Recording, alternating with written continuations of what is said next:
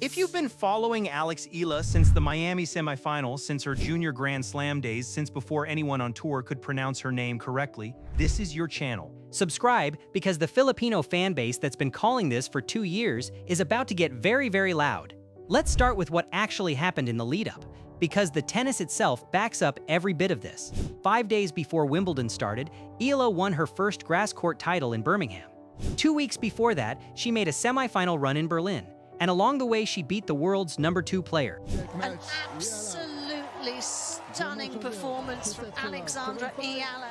By the time she stepped onto the practice courts at the All-England club, she was walking in as the first Filipino player of either gender ever seated at a Grand Slam in the sport's history. Now put that next to what the world #1, Aryna Sabalenka, was dealing with in that exact same stretch. While Eala was collecting silverware and beating top 5 players, Sabalenka was giving interviews to major outlets about struggling badly after a rough quarterfinal exit at the French Open. Just wanna quit tennis right now, but we'll see. We'll see in a few days. Hopefully I'll get back on track. She spoke publicly about hitting a genuinely low point mentally after that loss, and pre-Wimbledon press coverage described her media availability as tense, almost combative in tone. Not one word from her publicly about Eala or the wave of Filipino support following her around the tour. And that silence says something on its own, because while the top seed was fielding questions about her headspace, the 29th seed was being asked which language she wanted to put on her next trophy speech. Here's the number that really tells the story, and it's not a small one. Back in January at the Australian Open, Eala's press conference pulled more YouTube views than press conferences from Carlos Alcaraz, from Coco Gauff, and from Sabalenka herself, despite Eala not having won a single match at that tournament yet. The most watched player in women's tennis at the year's opening major wasn't the top seed. It was an unseeded Filipina nobody outside hardcore fans had heard of 3 months earlier. Then came the crowds. Reporters covering the tournament described genuine crowd control issues outside one of the smaller outer courts, with lines stretching well past capacity just to catch a glimpse of her matches. A former British #1, now a respected tennis analyst, said on national radio that she couldn't believe the size of the queues and openly questioned why scheduling hadn't accounted for it. The tournament itself basically admitted in an official statement that they'd underestimated her draw and would treat it as a lesson going forward. That's a Grand Slam publicly conceding it got caught flat-footed by one player's popularity. By the time Wimbledon's seeding committee made their call, the message had clearly landed. Eala went in as the 29th seed, the first Filipino player in over a century of Grand Slam tennis to hold a seeded spot at a major. That's not a personal achievement stat. That's an institution adjusting its entire structure around one athlete's drawing power. Then Birmingham happened, and this is the moment worth slowing down for. Eala beat her opponent in 3 sets to win her first grass title. At the trophy ceremony, she didn't lead with her coach or her academy. She turned to the crowd and spoke in Tagalog, telling her countrymen that home isn't a place, it's the people, and thanked them directly for the support. That's the sentence Filipino tennis fans had been waiting years to hear said into a championship microphone. That's the exact moment this stopped being a story about one talented player and became a story about an entire fan base seeing themselves represented at the top of the sport.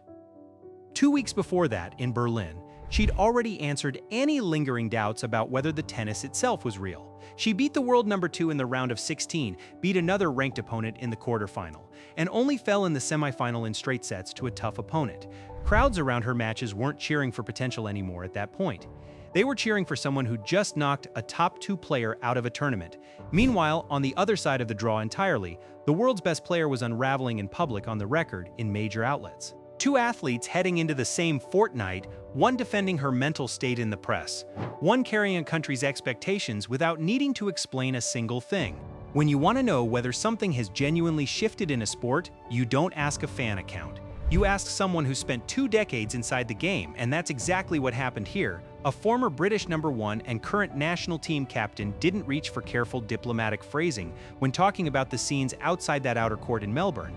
She reached for plain disbelief, live on national radio, and directly called out the tournament's scheduling.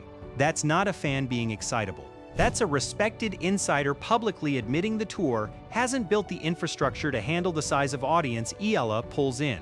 And she's not alone in that read. Other former top-ranked players have separately floated the idea that this could be Eala's breakout slam, citing the sheer scale of Filipino support as a real factor. Here's where the draw sheet gets genuinely interesting. Sabalenka landed in one quarter of the bracket. Eala landed in a different one entirely, in the same section as Swiatek and a returning Serena Williams. Structurally, the two of them cannot meet before the final. If Eala gets through her opening match, her next opponent could realistically be Serena Williams herself. Which means for the entire tournament, right up until the final weekend, Sabalenka isn't losing ground to Eala on the scoreboard at all.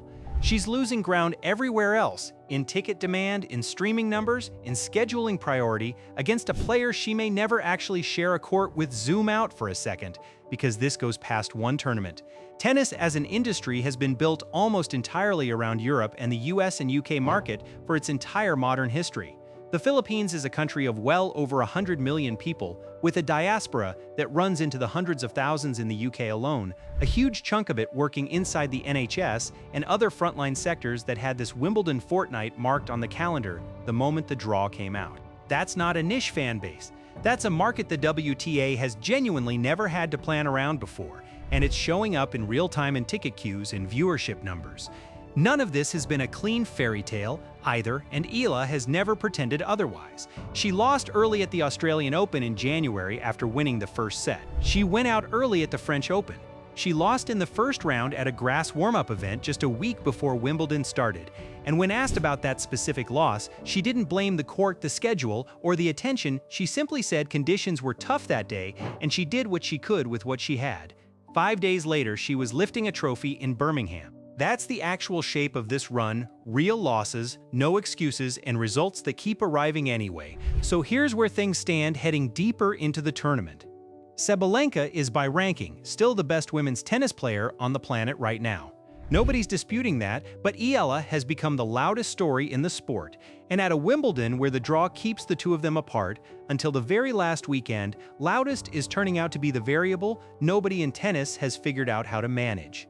So here's the question for the comments. Does Eala make it through to the second week at SW19? And if she does, who ends up being the bigger story by the final weekend, the world #1 defending her ranking, or the 29th seed with an entire country behind her? If you've been in this corner since the Miami semifinal, since before the seeding committees could spell her name right, you already know why this channel exists. We're the room following this match by match all the way through Wimbledon and into the US Open swing. Subscribe and stand with the rest of the fan base that called this from the very beginning.